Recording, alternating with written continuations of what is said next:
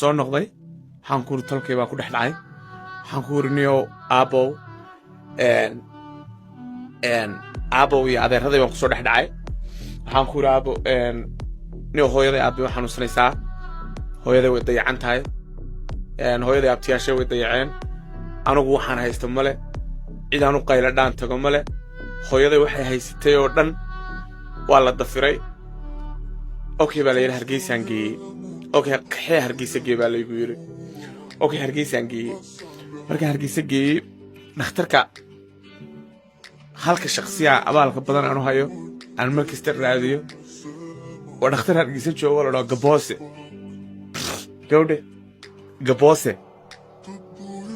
baan u geeyey xaalkay ku yahay baan u sheegay hooyaday say tahay baan u sheegay inaan waxba haysan baan u sheegay in hooyaday xanuunku wuxuu ku dhacay 2007 wuxuu ku dhacay hooyaday xanuun dhakhtarkii ugu horreysay anaa geeyey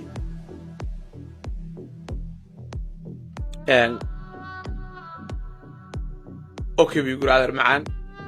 way soo qabtay madaxu ii salaaxay dhimala buu yiri adeer macaan